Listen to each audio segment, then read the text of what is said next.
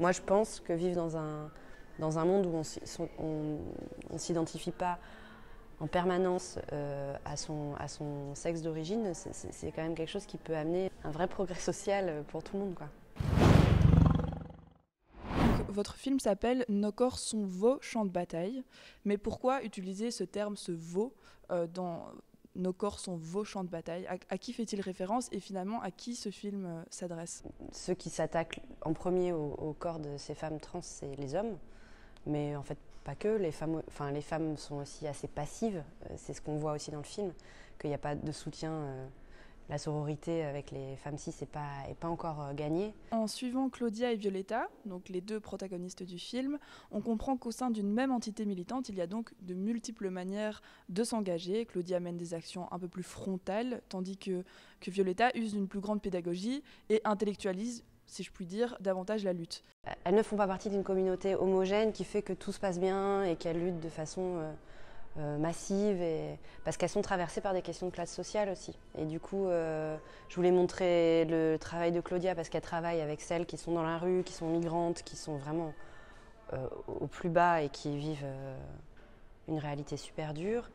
Je voulais aussi montrer qu'il y en a qui s'en sortent, qui font des études, qui sont même en fait des intellectuels qui, à mon avis, sont plutôt inspirantes pour le monde normé en fait. Et,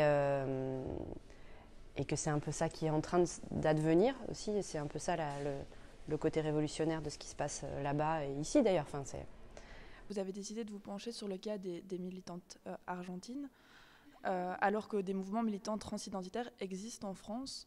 Ouais, bah parce que j'ai l'impression que peut-être c'est juste les premiers pas de quelque chose qui est super institué là-bas, qui se passe ici, quoi. Il y a des enfants de 4 ans qui peuvent affirmer leur identité de genre, on change leur papier, hop, à l'école, il n'y a pas de problème. Enfin, en fait, ils en sont beaucoup plus loin. Alors que c'est pas une société qui est spécialement moins machiste que la nôtre, d'ailleurs. Enfin, je trouvais que cet antagonisme, il était vraiment intéressant. La transidentité, elle n'est pas forcément inclue dans tous les mouvements militants.